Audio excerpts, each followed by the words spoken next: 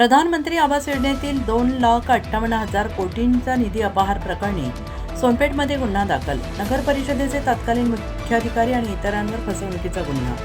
प्रतिनिधी रमेश मुलगीर. संशयित कंत्राटी अभियंत्यांचा संशयास्पद अपघाती मृत्यू चर्चेचा विषय. प्रधानमंत्री आवास योजनेअंतर्गत लाभार्थ्यांसाठी मंजूर करण्यात आलेल्या सुमारे 2,58,00,000 रुपयांच्या शासन निधीच्या कथित अपहार प्रकरणी सोनपेठ पोलीस ठाण्यात गुन्हा दाखल करण्यात आलेला आहे. या कारवाईमुळे तालुक्यात एकच खळबळ उडालेली आहे. या प्रकरणात तत्कालीन मुख्याधिकारी, नगर परिषद सोनपेठ तसेच इतर संबंधितांविरोधात भारतीय न्याय संहितेतील फसवणूक आणि विश्वासघाताशी संबंधित कलमानुसार गुन्हा नोंदवण्यात आलेला आहे. मिळालेल्या माहितीनुसार म्हाडा मुंबई येथील दक्षता विभाग आणि सुरक्षा कार्यालयाच्या तक्रारीवरून सोनपेठ पोलीस ठाण्यात गुन्हा रजिस्टर क्रमांक 257/2026 दाखल करण्यात आला आहे.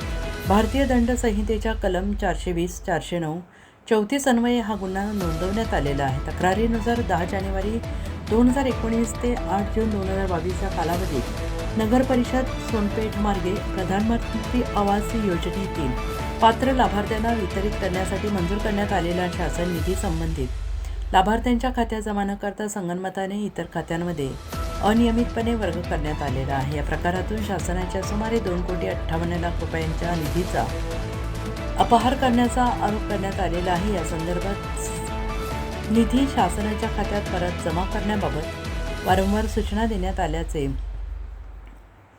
शासन निधीचा अपहार आणि शासनाची फसवणूक केल्याप्रकरणी संबंधितांविरोधात गुन्हा दाखल करण्यात आलेला आहे. दरम्यान या प्रकरणातील संशयित आरोपी म्हणून नाव चर्चेत असलेल्या नगर परिषदेच्या एका कंत्राटी अभियंत्याचा केज अंबाजोगाई मार्गावर संशयास्पद अपघाती मृत्यू झाल्याची माहिती समोर येते आहे. या घटनेनंतर विविध चर्चांना उधाण आलेलं आहे आणि या मृत्यू प्रकरण अधिकच गाजू लागलं आहे. त्यामुळे सदर अपघाती मृत्यूचा प्रधानमंत्री आवास योजनेअंतर्गत कथित आर्थिक गैरव्यवहाराचा थेट संबंध असल्याचे कोणतेही अधिकृत स्पष्टीकरण अद्याप समोर आलेलं नाही. पोलीस या दोन्ही प्रकरणांचा स्वतंत्रपणे तपास करत आहेत.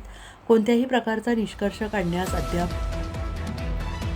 वाव नसल्याचं त्या सूत्रांनी म्हटलेलं आहे. या प्रकरणात अद्याप कोणालाही अटक करण्यात आलेली नाही. सोनपेठ पोलीस स्टेशन पुढील तपास करत आहे, अशी माहिती पोलीस निरीक्षकांनी दिली आहे. या आर्थिक गैरव्यवहाराचे नेमके स्वरूप, निधी कोणाच्या खात्यांमध्ये वर्ग झाला आणि जबाबदार व्यक्तींवर पुढे कोणती कारवाई होते याकडे आता नागरिकांचे लक्ष लागून राहिलं आहे.